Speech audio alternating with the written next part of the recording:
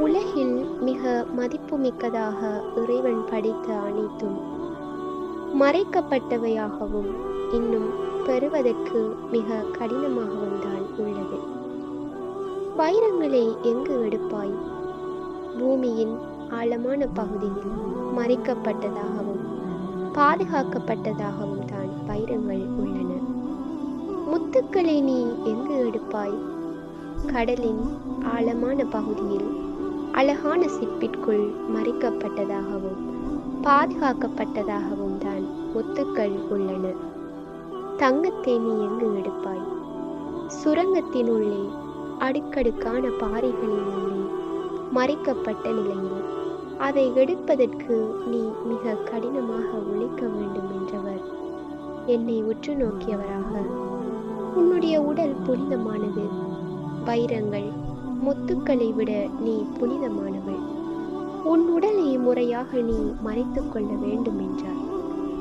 எனவே பெண்களின் உடல் அமைப்பு என்பது இறைவன் தந்த மிக பெரும் பொக்கிஷம். பொக்கிஷங்களை பொத்தி பாதுகாப்பதே அறிவார்ந்த செயலாகும்.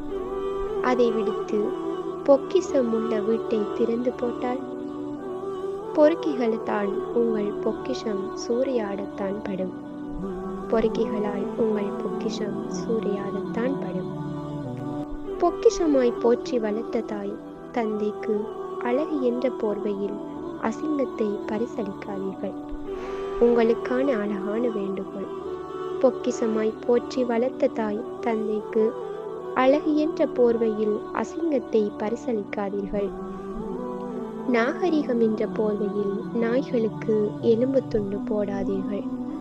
நாகரிகம் என்ற போர்வையில் நாய்களுக்கு எலும்பு துண்டு போடாதீர்கள். எனவே இவ்வாறு அரைகுறை ஆடை அணிந்து அந்நியர்களுக்கு காட்சி பொருளாகும் ஃபித்னாவை விட்டும் இறைவன் எம்மை பாதுகாத்து அழகான முறையில் ஔரத்களை மறைக்கும் ஆடைகளை நாம் அணியக்கூடிய பாக்கியத்தை எம் அனைவருக்கும் தருவானாக.